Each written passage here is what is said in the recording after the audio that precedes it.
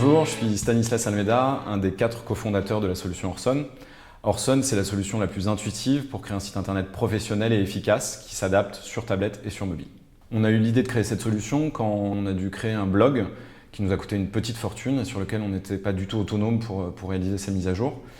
On s'est dit que c'était pas possible qu'en 2010, il n'y ait pas encore de solutions qui permettent d'être autonome sur Internet. Aujourd'hui, Internet est devenu un média complètement incontournable et pour un chef d'entreprise, il est complètement indispensable de pouvoir avoir la main sur cet outil de communication et sans avoir de compétences techniques particulières. Nos clients, ils sont à 60-70% français et 30% à l'international.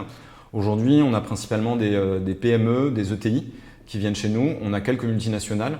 Il n'y a pas forcément de typologie qui va ressortir de ces différents types de clients. On a vraiment de tout. Après, ce qui les distingue particulièrement, c'est qu'ils viennent principalement chez nous pour avoir des sites vitrines.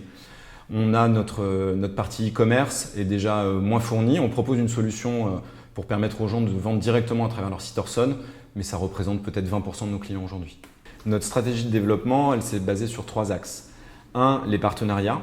On a essayé d'identifier quelles étaient les personnes qui prêchaient la bonne parole auprès des entrepreneurs. En France, c'est principalement les incubateurs, les pépinières d'entreprise. Donc on a monté des partenariats avec toutes ces personnes-là, ces institutions, et on a été se présenter auprès des entrepreneurs en proposant des workshops gratuits. La deuxième chose, c'est se faire identifier par les influents. C'est ceux qui vont toucher les early adopters. Donc c'est tous les sites web un petit peu techno, type Madines, French Tech, et pour l'international, TechCrunch ou Mashable. Et enfin, une troisième stratégie qui a été de mettre en place ce qu'on appelle des side projects. C'est des outils gratuits qu'on met à disposition de nos utilisateurs et qui vont leur permettre de se rendre compte que ou leur site internet est peu efficace et ils peuvent le faire évoluer, ou les sensibiliser sur la communication et la visibilité. Aujourd'hui, si on devait refaire des choses en tant qu'entrepreneur, ce que je referais, c'est peut-être arrêter les économies de bout de chandelle. On a parfois utilisé des outils gratuits alors qu'on aurait payé 5-6 € par mois. Ça nous aurait fait gagner énormément de temps.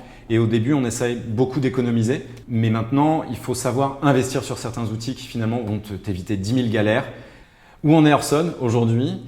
On est en train d'exploser en France et à l'international. Pour accélérer, on est en train de travailler une levée de fonds qui va nous permettre de démultiplier notre communication. Aujourd'hui, Orson est complètement plébiscité par ses clients. On travaille avec des partenariats avec des grands groupes en assurance et en banque qui souhaitent proposer à leurs clients finaux des sites internet. Donc aujourd'hui, ça fonctionne très très bien. Et on continue de développer notre notoriété à travers des workshops, des partenariats, des concours. Et on est très bien accueillis partout. Essayez Orson, ça vous permettra de vous construire un site internet efficace et professionnel de façon intuitive et sans vraiment de compétences techniques, avec pour objectif de booster votre business.